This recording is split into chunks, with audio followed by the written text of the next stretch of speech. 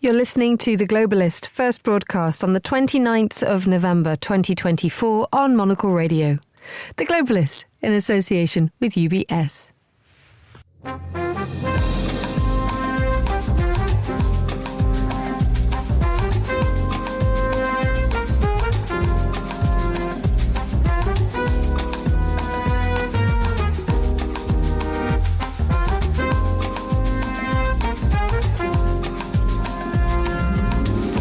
Live from London, this is The Globalist with me, Emma Nelson. A very warm welcome to today's programme. Coming up in the next 60 minutes. We do not support Taiwan independence. We remain opposed to any unilateral changes to the status quo by either side.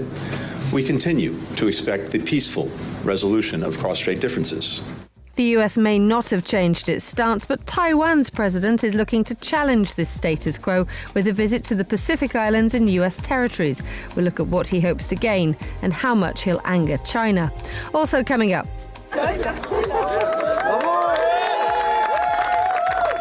swimming in the Seine, bicycle lanes and a 15-minute city. We examine the legacy of Paris Mayor Anne Hidalgo as she says she won't run for office again.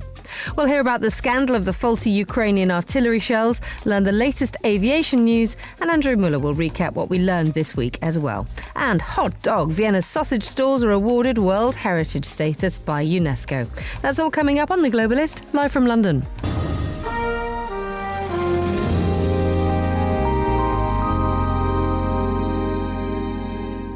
First, a quick look at what else is happening in today's news. Sweden has formally asked China to cooperate in the investigation into how two cables under the Baltic Sea were severed. Georgia has postponed its bid to join the European Union after the European Parliament rejected the results of recent elections.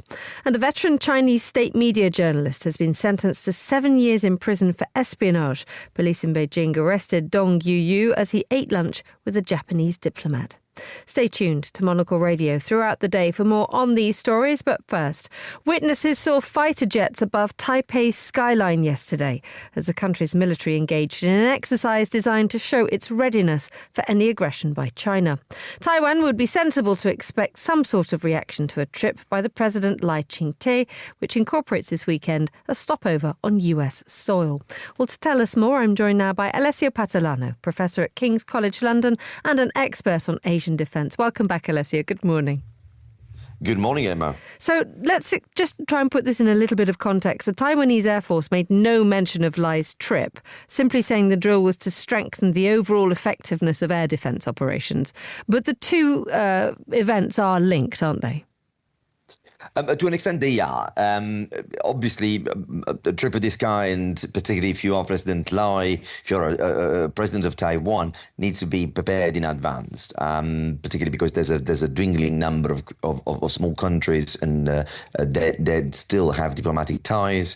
And so the three countries that he will be visiting are part of that group. And perhaps it's worth remembering that he will talk about Marshall Islands, Tuvalu, Palau. These are some of the small Pacific or large ocean states, as one could look at them. And as a result of that, the trip has been there for a while. And I think the expectation that China would react, given the behavior of late, in which any major set of circumstances that involved Taiwan were clearly taken by Beijing as an opportunity for a display of force. I think in preparation of that, the Taiwanese military also started to think about how to counter, if you want, that narrative. So this exercise, this air exercise, showing Air Force flying over Taipei, so there is a clear, visible sense of muscle. We're here, we're ready. You can go on and do your thing, but you're not going to put us off. You're not going to scare us. That's where we are. We're ready to defend the skies of Taiwan. So I think in that sense, there is a political symbolism here based on the expectation of what the Chinese might do and create a condition, a set of circumstances in which they can counter that narrative in their own way. That being said, the skies of Taiwan are contested, so the specific characteristics of this exercise do also have a wider political and military point in them. What are we to expect from China in reaction to President Lai's trip to US soil, given the fact that we've seen in the last few months huge demonstrations of might with those 2 rounds of major war games around Taiwan twice this year, and every single day you see aircraft and ships being flown across the skies and through the waters around Taiwan? Emma, you're making a really important point there in terms of linking the domestic and international elements of this story. And in a way, this is true both for China and Taiwan right now. President Lai's approval rate has been sliding of late. There is political turmoil home because he's seen not to have been particularly responsive to a series of domestic political issues in Taiwan. And as we've all learned over the past few days, and as you mentioned yourself, there is these protesters in China on one hand, but there's also the scandals from within the military. Yet another defense secretary has been put under arrest because of suspected bribery and graft. So there's a domestic dimension to this, which raises the question to what extent this foreign policy occurrences might become a way to draw the attention away domestically from what is a situation that is complicated. So that there is that particular link, the domestic and the foreign policy, which obviously raises the question, right, so what are we going to expect?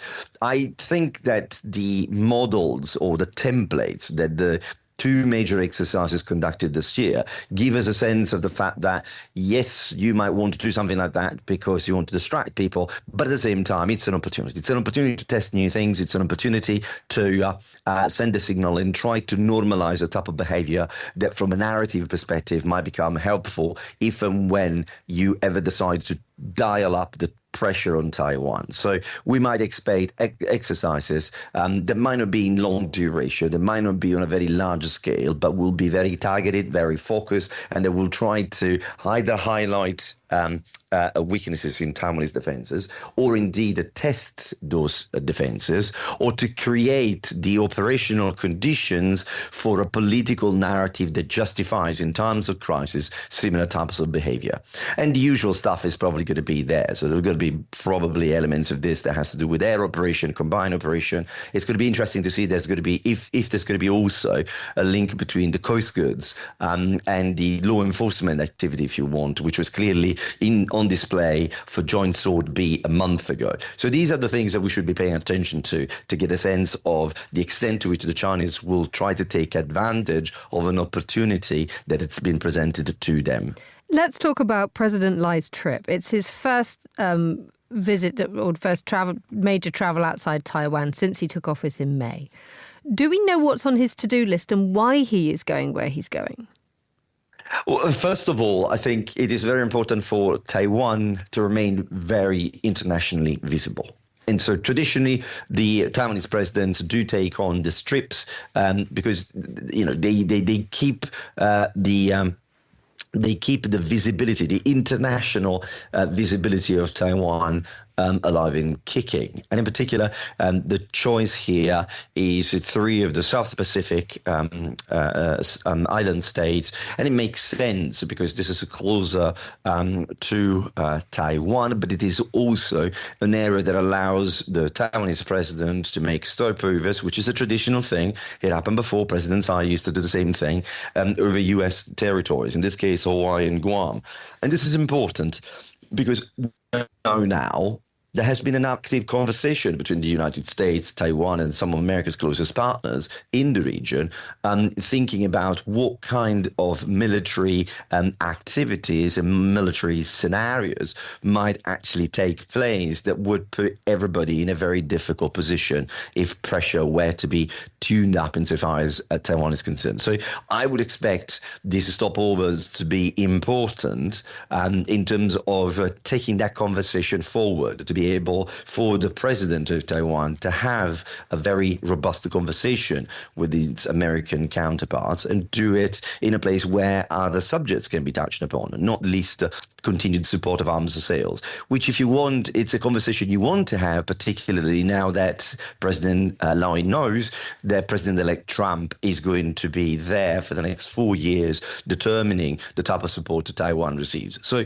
the combination of these three factors, I think, is the best way to look at it in terms of what could get, why Lai is taking the time now to engage over this overseas trip. Finally, Alessio, briefly, what is going to be the verdict on the Biden administration's relationship with Taiwan? I think the Biden administration did make some considerable improvement. It brought sort of Taiwan at the center stage of the conversation in DC. But perhaps what it didn't do was to try to reaffirm the status quo of the situation rather than translating what was happening into adjusting policy positions in support of Taiwan so that the United States would be better prepared to support Taiwan without provoking China and bringing China into the traditional sort of narrative position. The United States are the ones that are making trouble and changing the situation. Perhaps in that sense, they could have done something slightly different, which they missed the opportunity to do. Alessio Patalano, thank you so much for joining us on Monocle Radio. You're the Globalist.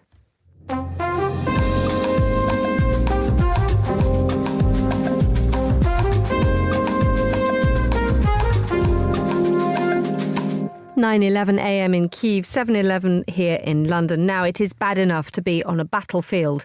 Worse to have faulty equipment or munitions, and even worse for that faulty kit to be made by your own side. Well, Ukraine has recalled a large batch of 120mm artillery shells, saying they're defective, and there are also accounts of mortar rounds getting stuck in their barrels.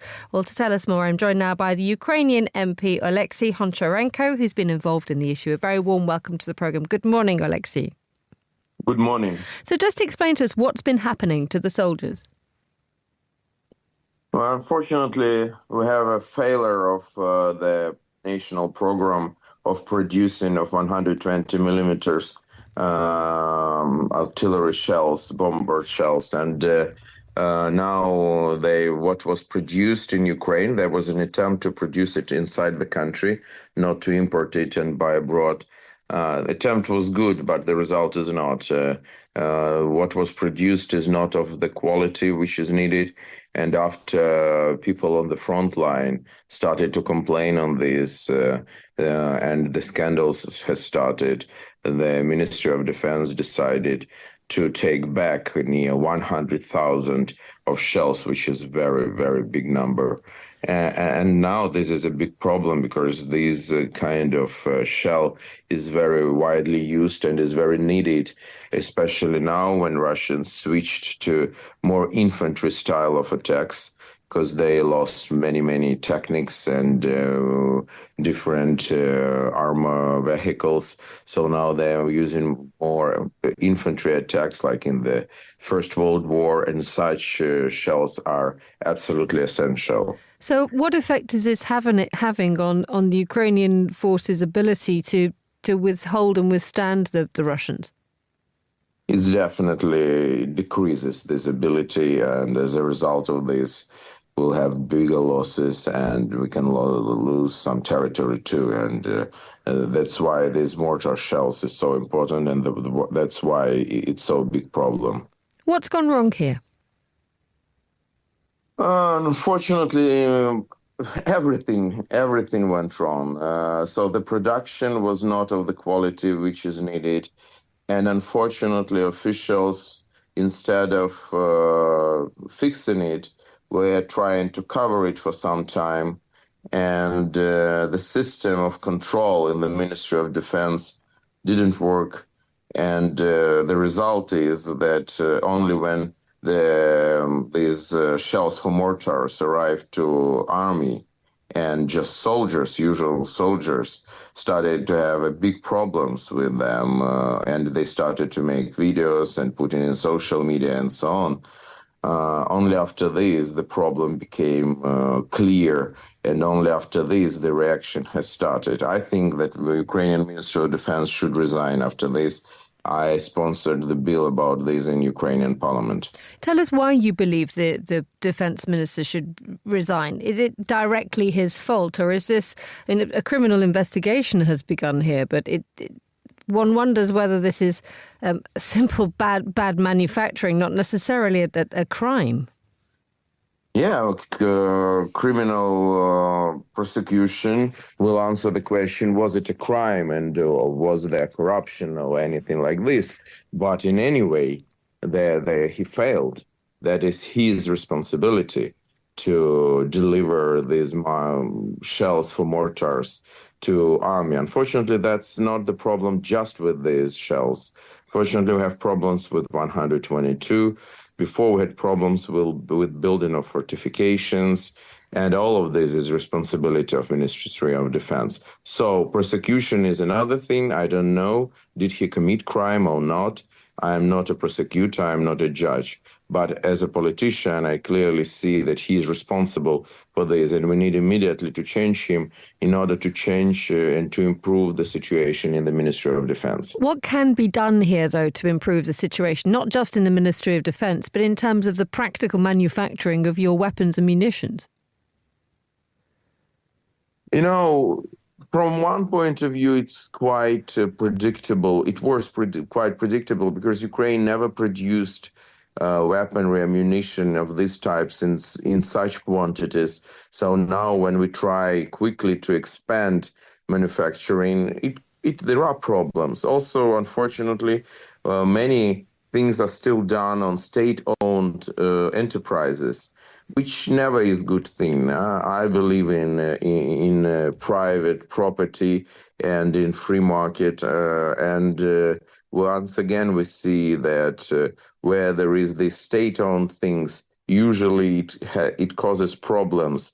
So we need more to rely on private property and on entrepreneurs and being involved and so on. So I think that's what we should do. Unfortunately, still we have some remainings of Soviet system, both in Ministry of Defense, in production, everything which is connected with the military.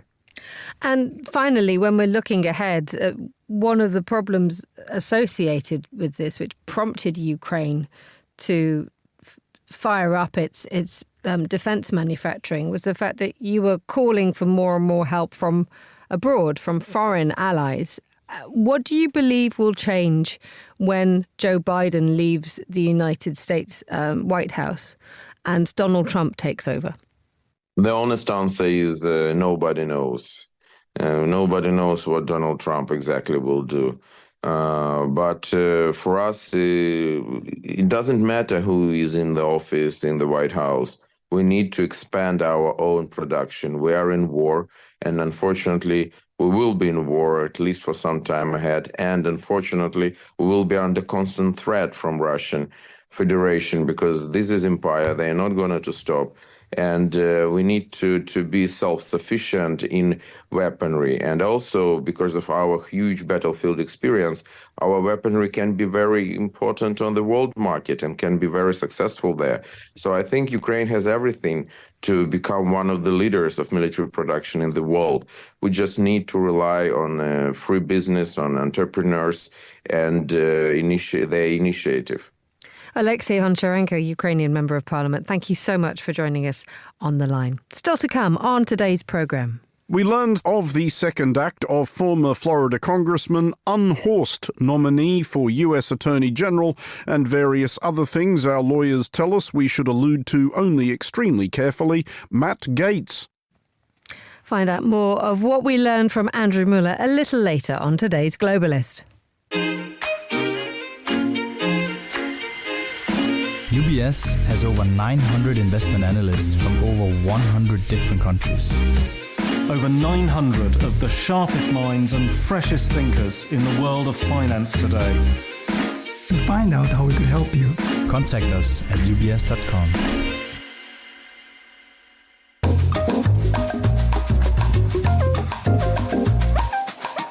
Let's continue with today's newspapers. Joining me in the studio is the international broadcaster Nina Dos Santos. Good morning, Nina. How are you? Good morning, Emma. Very good. What's going on in your world? Still plodding along with a podcast on democracy. I gave a keynote speech the other day at a big journalism summit talking about how our industry has changed. And, it's great to be here to do the paper review, to talk about how important a free press is, because to keep a free press free, you have to convince people that it has value, intrinsic value. And so I've been doing a lot of work on stuff like that, freedom of expression, the press, and also just making sure that, as we were saying before, everybody knows how important it is democratically. And today's a really big day, obviously, because we have the assisted dying bill going through the House of Commons. This is a story that's absolutely dominating the British press, at least. We've seen it sort of pop up a couple of times in the international news. I think the New York Times did something on a few days ago. But it is one of those moments when it's understood that even within Parliament itself, there are up to 100 MPs who still haven't decided whether they're going. 130, yeah. It's growing, and the vote is today. So one wonders how that division is being reflected in the day's media. Well, the division is being reflected in all media as being on a knife edge, essentially. And this is where I was talking about in my introduction, how important the free press is on this issue, but how important it is to scrutinise bills like this. The last time MPs debated the issue of assisted dying was back in 2015. Things politically and culturally in this country have moved along quite significantly since then, not least because we have a new, this time, Labour government after 14 years of a Conservative government that had a different view on the subject.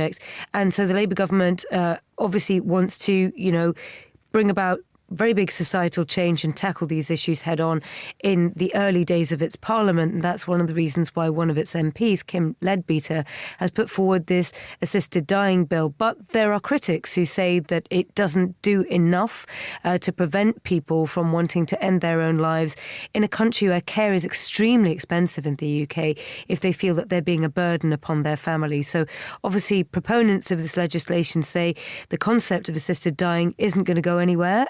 Eventually, this country will have to grapple with the fact that there will be people who will be close to the end of their lives and will want some dignity and control over that process.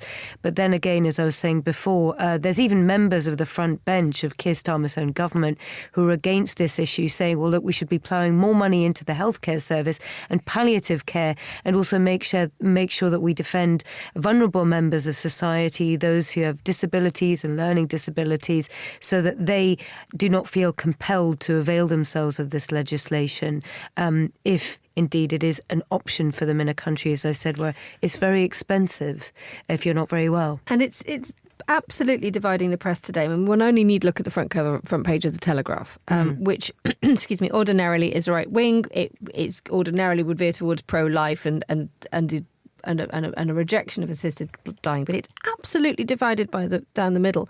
And everybody has been canvassed for their opinion. We have one comment from a member of Parliament, Lord McKinley, who fell desperately ill and lost limbs a few years ago. To sepsis. And he's saying vote against the assisted dying bill. We also have a famous British television presenter and charity campaigner who is suffering from terminal cancer. She's the one who's been saying that Esther Ranson. She's saying assisted dying will make Britain a kinder, more civilised country.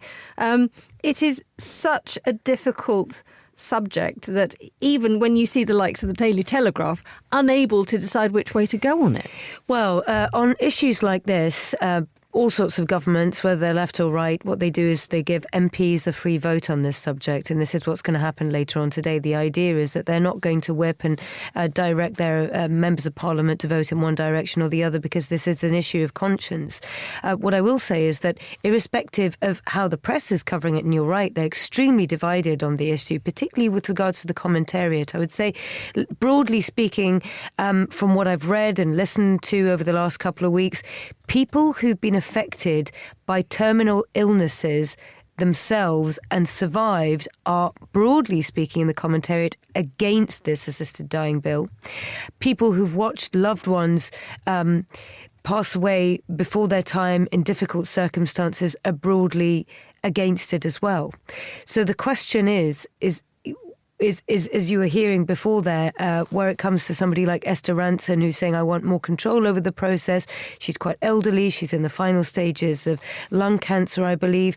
They're big voices here in this debate. But we're also seeing a lot of people who say, well, look, I have watched a loved one go through this. And I myself came close to death like Craig McKinley.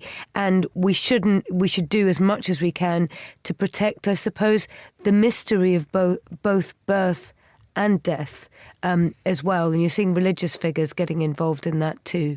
A very, very heated debate. Could be the biggest societal change if it goes through, by the way, since more than a decade ago, when the last Conservative and Liberal Democrat coalition government brought about same-sex marriage. And look at how much the UK has changed since then.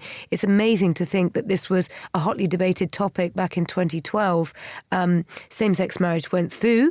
In terms of legislation, societal change has been huge since then. Let's move on to another story in the Financial Times. LVMH chief confronts left-wing MP in illegal spying trial. It says, called as a witness, Bernard Arnault insists he had no knowledge of illegal efforts to infiltrate an activists group. What a strange, mysterious tale this is. A handbag tycoon, and a case of, I suppose, influence peddling and embezzlement, which is what is facing Bernard Squarcini, who you may remember is quite a sort of famous name in the French circuit because he used to be the intelligence chief, I believe, under Nicolas Sarkozy's time in France, a hugely powerful figure. He later went on to found his own private intelligence network that then got a lot of work from LVMH, unsurprisingly, because it's a huge group here. But essentially, Bernard Arnault has had to take the stand as a result of this influence peddling and embezzlement trial surrounding Bernard Squarcini. The allegation here is essentially twofold. One, prosecutors suggest that Bernard Squarcini allowed members of the intelligence community, essentially public servants in France, to be subcontracted to look into allegations of blackmail levelled against Bernard Arnault, who owns LVMH, that handbag and luxury goods chain. He's the richest man in Europe, by the way, and the fifth richest person in the world as well.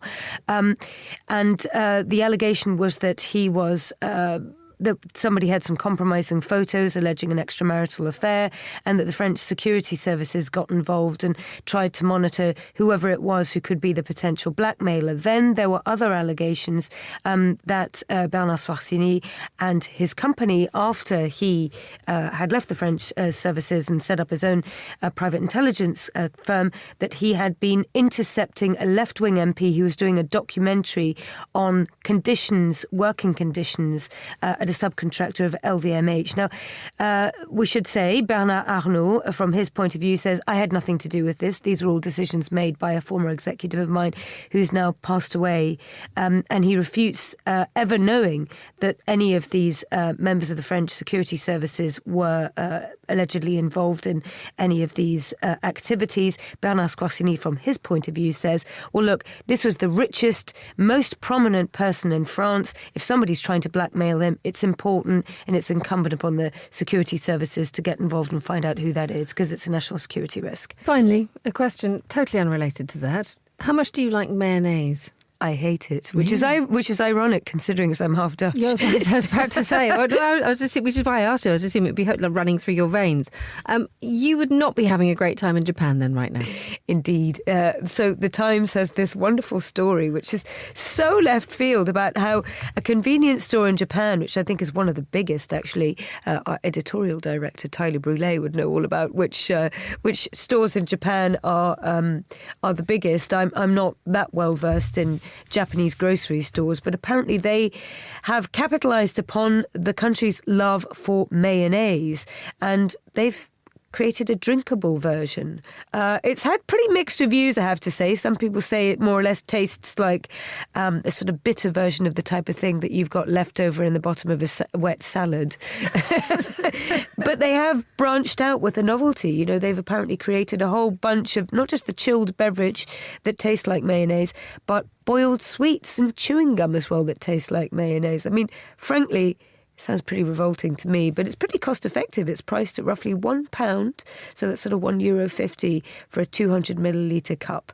But it remains to be seen whether or not this is just a test product, and they'll take it off the shelves if it doesn't work. Nina Dos Santos, thank you so much for joining me in the studio. The time here in London is 7:29 a.m. You're listening to The Globalist with me, Emma Nelson. A look now at what we're keeping an eye on today. Sweden has formally asked China to cooperate in an investigation into how 2 cables in the Baltic Sea were severed. A Chinese ship was believed to be in the area at the time. The 2 cables linking Sweden to Lithuania and Finland to Germany were cut. China has denied any involvement. Romania's top court has ordered a recount of votes in the first round of the presidential election. The independent far-right candidate surged to victory in Sunday's vote, having only polled single digits beforehand. It's raised serious questions about external influences from the likes of Russia in an EU and NATO member state. Meanwhile, Georgia has postponed its bid to join the European Union after the EU Parliament rejected the results of recent elections. The Prime Minister has accused the bloc of blackmail. The country has been governed by the Georgian Dream Party, which has been accused of moving further towards Russia. And a veteran Chinese state media journalist has been sentenced to 7 years in prison for espionage. Police in Beijing arrested Dong Yu as he ate lunch with a Japanese diplomat. His family have called the verdict a grave injustice. This is The Globalist. Stay tuned.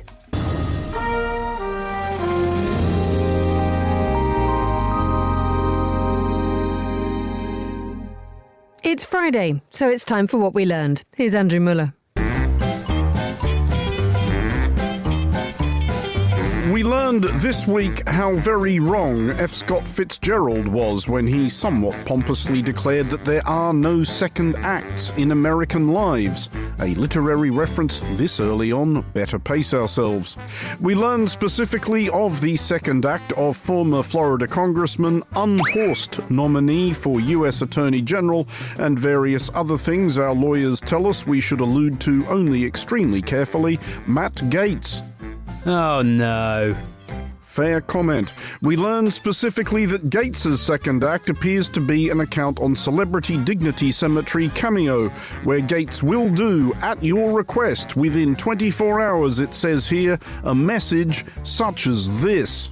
This is Matt Gaetz wishing happy birthday to Alan. Man, you're turning 70 years old. That is a big one. For 400 quid... We learned that one of Alan's kids is clearly really keen on the old man's Corvette when the time comes, for a start, but we also learned that maybe Gates isn't as dumb as he looks, which, let's face it, would be an ask. Can I get some general muttered agreement? Yeah. Mm-hmm. Yeah. Mm-hmm. I think so. Yeah. Mm-hmm. Seriously, 400 notes a shot for knocking out a banal birthday greeting which doesn't take longer than 30 seconds. You could do dozens a day, while we're painstakingly assembling for a fraction of that fee meticulously excogitated satirical reviews of the week's news, which we can only do every 7 days, to say nothing of the time that goes into writing these scripts and thinking up recherche combinations of sound effects to annoy the producers. Honestly, we're as vexed as a toucan which has tripped over an accordion and fallen down a well into a pile of banjos.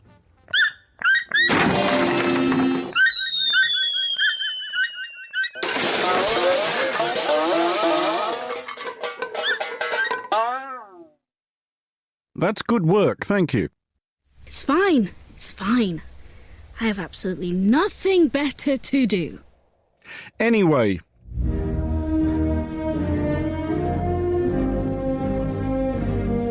Here in the UK, meanwhile, we learned that recently installed leader of His Majesty's loyal opposition and imminent probable future Cameo account holder Kemi Badenoch has some interesting ideas about how democracy operates.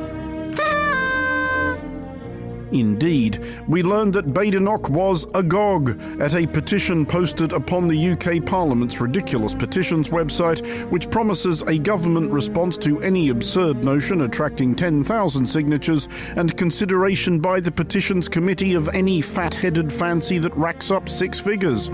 We learned that some Yahoo had posted one calling for a general election, a whole 4 months since the last one, and that, at time of recording, nearly 3 million million other yahoos had signed it.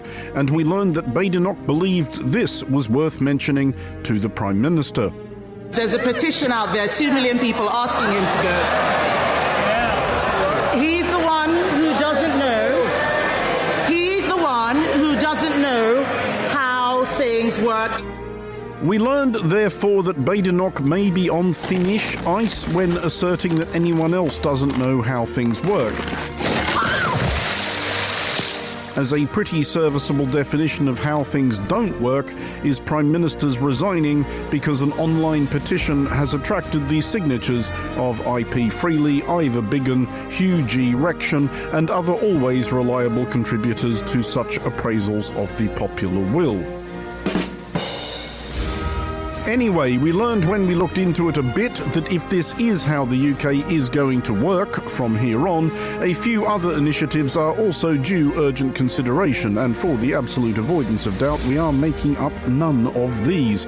We learned that petitions previously submitted to the petition site, if cruelly disdained by our elected representatives, include demands for fish and chips to be served in newspapers again, Doctor Who to be made a vegan, the protection of a particular pub in the Somerset hamlet of Yeovil, a pub to be built in the Welsh settlement of Bethel, and a knighthood for Ozzy Osbourne. Sure, why not?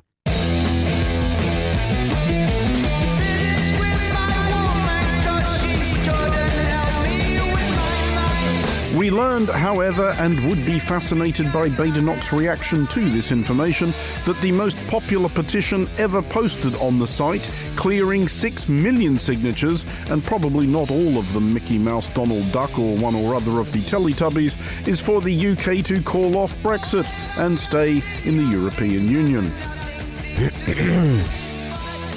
However, we learned that if British parliamentarians believed that they had plumbed the most dismal imaginable depths of dishonour, the attitude of Serbia's parliament was very much, hold our Slivovitz.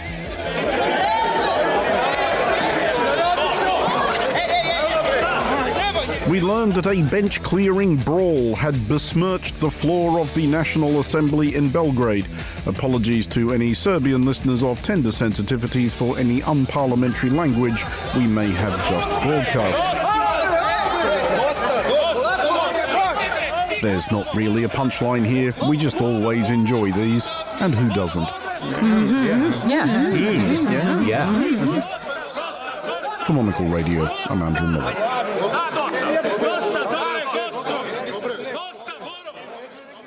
Thank you, Andrew. And a brand new instalment of What We Learned will be aired at the same time next week, right here on Monocle Radio. You're the Globalist.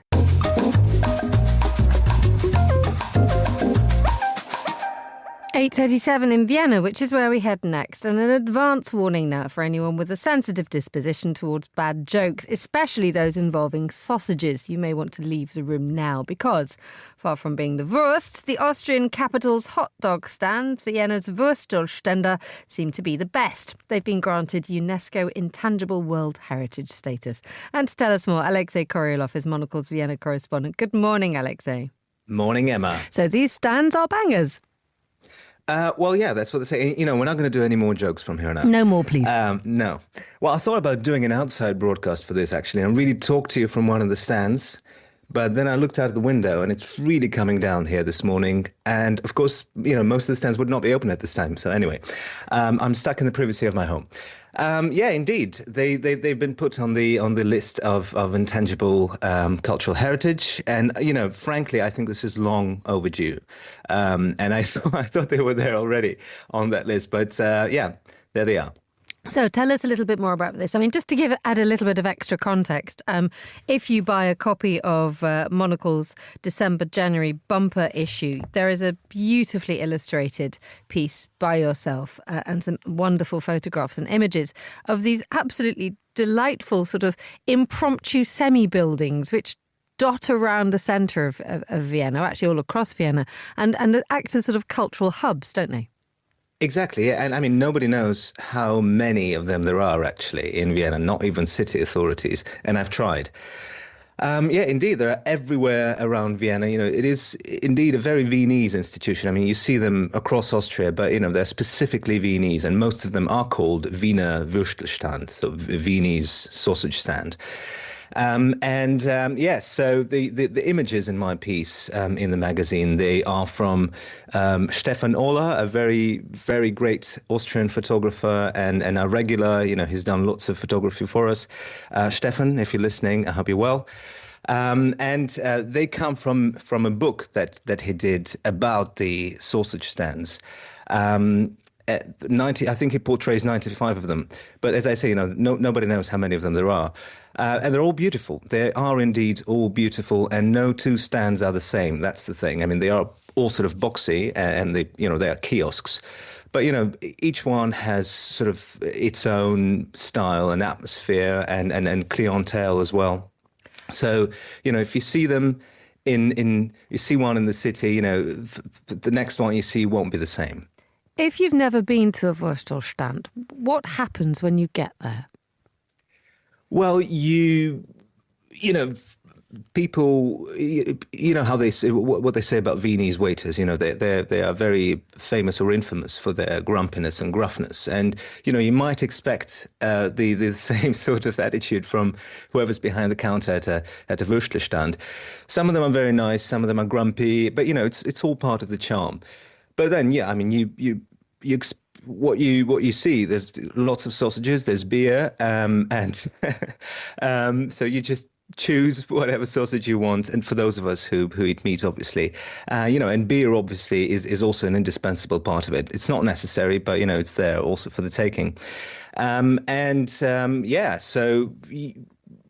you typically see lots of people and people coming from all sorts of walks of life, because that's one of the sort of main aspects of the Würstelstand, is that it's egalitarian nature. The clientele really cuts across all sort of social boundaries. You'll see tourists, you'll see politicians, you'll see working class people, you'll see people like me.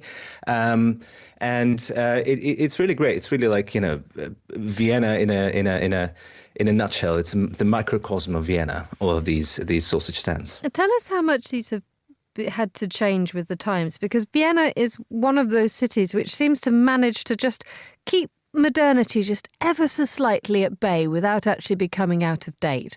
But there is something about the Würstelstand which, you've got to know your sausages, and you've got to know your mustard, and you've got to know your beer, but it's changed a touch in terms of the way that modern tastes have emerged, because not everybody is crazy for a processed sausage diet.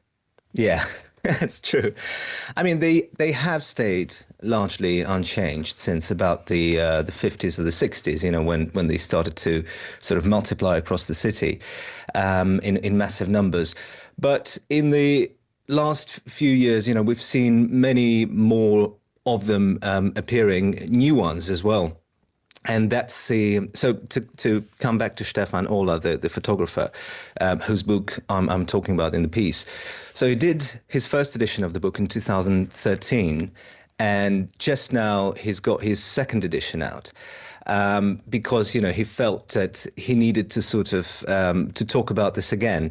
There are no new photographs in the second edition, but he did make new photographs of the new stands that have appeared since the first edition came out. And these new stands, they've got some obviously something new on their menus. They've got organic food. That's something you see more often in Vienna, even though it's behind the times. But, you see organic sausages, or you see organic something else. They're not just about sausages anymore. They are still called sausage stands. You see sort of new styles and new designs of the kiosks themselves. They sort of try and keep them consistent with the older ones. But, you do see sort of glossy materials and more glass and so on. So, they're sort of more welcoming and more lit up. So, you see them more easily. But largely, as I say, they sort of... They've stayed within the vernacular of this architecture, of this design, and of course of the menu and of this whole ethos of eating sausages and drinking beer, whenever the fancy takes you. Alexei Koryulov, thank you so much for joining us on the line from Vienna. You're listening to The Globalist. UBS is a global financial services firm with over 150 years of heritage. Built on the unique dedication of our people, we bring fresh thinking and perspective to our work. We know that it takes a marriage of intelligence and heart to create lasting value for our clients. It's about having the right ideas, of course, but also about having one of the most accomplished systems and an unrivaled network of global experts. That's why at UBS, we pride ourselves on thinking smarter to make a real difference. Tune in to The Bulletin with UBS every week for the latest insights and opinions from UBS all around the world.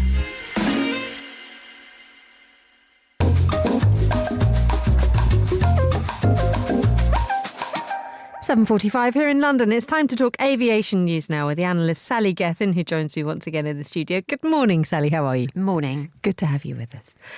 Let's begin with this big announcement from Etihad in the last couple of days about massive expansions next year. Yes, interesting. Not so long ago, before the pandemic, things didn't look very rosy for Etihad. In fact, there was a big question mark because it was going up against Emirates, the giant of the Gulf region. But look how things have changed within a relatively short space of time, and also given the pandemic when a lot of the world was actually grounded. It's really had this boomerang effect, and it really is ramping up. But then this is an indicator of the growth regions in terms of air travel around the world. And the Gulf region is really doing extremely well. And there's no sign of that pace letting up. But anyway, Etihad is not only adding 13 new routes, but it's actually boosting its existing routes. In other words, with higher frequencies. And that's where it's feeling particularly strong and confident as an airline. Obviously, it's risk versus reward in terms of opening new routes. But when an airline can literally consolidate its strengths like that, and key trunk routes going to the United States and also into Europe, then it really is in pole position. And in fact, the airline has said now that it thinks there really is room for a number of very large airlines in the region, and it's not concerned at all about the rivalry, for example, with Emirates. Well, let's just touch on that briefly. I mean, should Emirates be worried about Etihad eating their lunch, given the fact that, as you say, it's not just new destinations, but it's the consolidation of the existing ones? Well, yes, any airline worth its salt should always be worried, and they will be crunching the numbers at Emirates and, looking over their shoulder, so to speak. But on the other hand, competition is the name of the game in the airline business. It does actually benefit many other airlines in the long run. So if there really is, pent-up demand, that's borne out by the work that will have been done on expanding the routes, then Emirates shouldn't have anything to worry about. Also, Emirates has such a first-class reputation as an airline. It regularly comes up top of the league tables as being one of the best airlines, if not the best airline to fly, even globally. Yes, I think the other thing is, though, we have to look at the fleet procurement, because it's not such an easy thing to get the planes these days. There's a backlog. Boeing's had a lot of problems, obviously, and with all the setbacks it's had in the last year, and so it's not able to bring the number of planes it's delivering back to what it should be. And Airbus also has a backlog. So although a lot of airlines are, with great fanfare, we're going to expand at this rate, it might be more slowly than they expected. There's a secondary issue here as well, isn't it, or story, insofar as for such a long time the Gulf airports are being seen as hubs, connections between Europe and Asia, but now the region is becoming a huge destination in itself. I think Etihad was saying that the region's strong economic and demographic trends are making it an aspiration destination for the likes of Indian travellers. It's a huge area of growth, isn't it? Really is. I mean, there's obviously a lot of construction and industry that draws also a lot of trade from India, and actually the workforce from India as well as, being a tourist destination. I was going to say keep an eye on Saudi Arabia as well, because that is a country that has huge ambitious plans, especially as a tourist destination. We are seeing countries in that region morph really from traditional industries. Obviously, the oil industry has always been the main selling point there, but they're keen to diversify and expand their attractiveness with tourism, for example, and they're really heavily investing in it, and that is a big draw, as you pointed out, for travellers from other continents. Let's touch briefly on Korean Air looking at December for a merger with Asiana.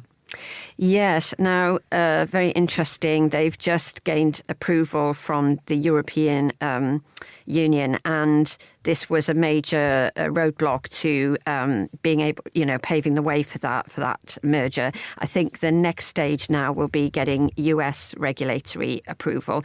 This would create the world's seventh largest carrier. It's estimated to be basically a takeover of $1.1 billion US, and a workforce, in multiples of thousands as well. There are a lot of, conditions and guarantees that Korean Air has to safeguard to maintain competition on the main oceanic routes, because obviously one of the concerns would be that it would be seen to be aggressive and undermine competitive fares in the market. But they are putting guarantees in place. For the first stage, Asiana will operate, I think the first 2 years will operate as a subsidiary, but then it will be subsumed into Korean Air as the brand. This is quite typical when you do get very large airlines consolidating in this way. But yes, this will be a formidable opponent to many other carriers plying those routes, but also put it, head and shoulders above its regional rivals. And again, this shows that, Southeast Asia, Asia Pacific, those areas, just like we were talking about the Gulf region, are now the new powerhouses for, global air travel. Sally Gethin, thank you so much for joining us in the studio. You're listening to The Globalist.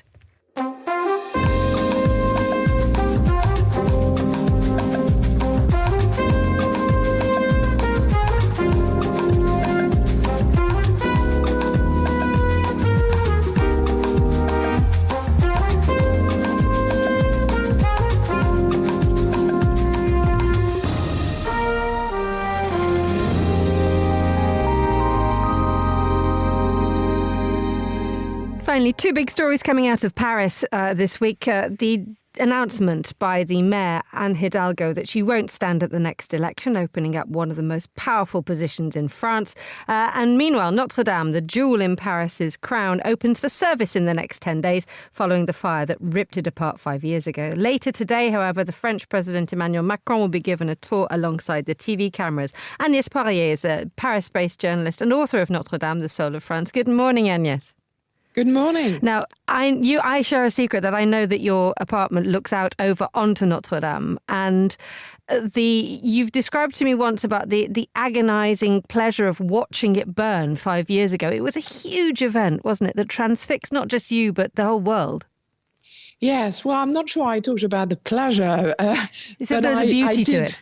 Yes, no, you're right. There was a horrific beauty to it, but today is an amazing day because if you look on social networks, we are now seeing the first pictures of the inside of the cathedral, and of course, when President Macron is going to tour the cathedral later today, I think from 10 to midday French time, with camera crews, I can bet it will be on every single news channel in the world because, I went inside a few months ago.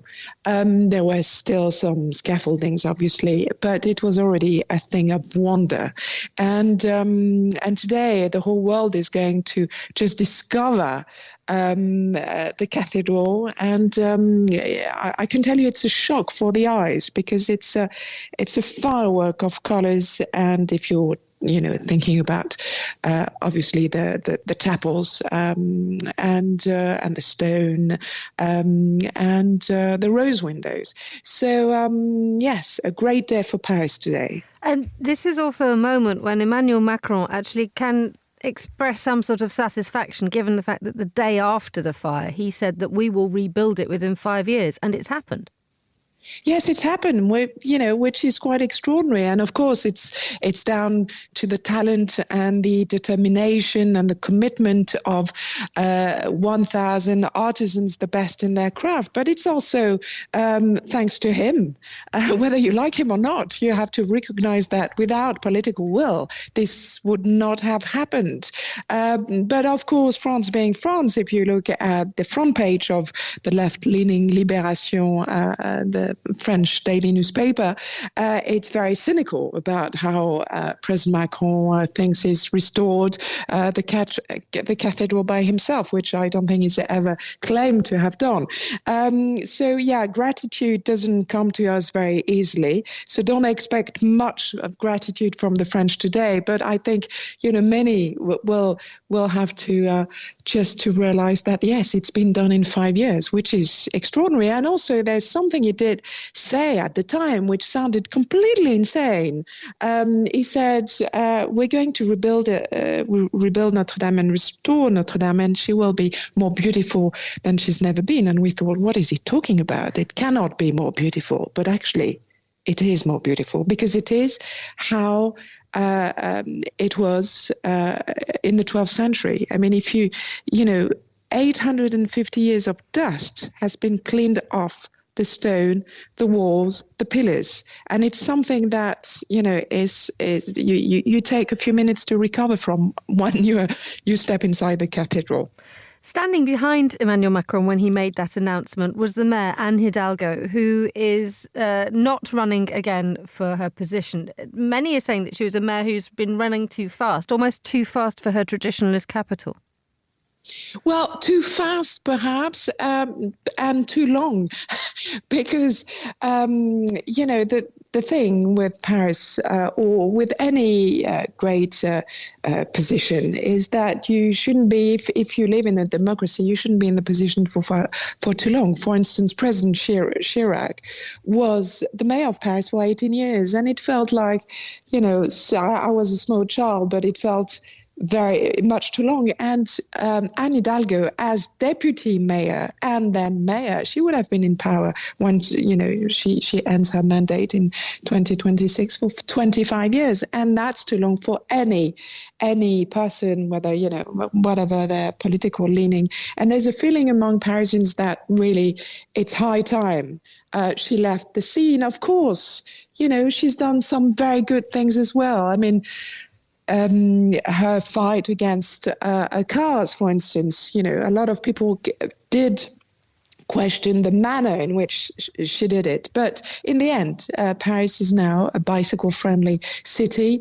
There was, I don't know if you remember, there was this highway running along the Seine River, and that was transformed 8 years ago into a pedestrian zone for anyone to enjoy.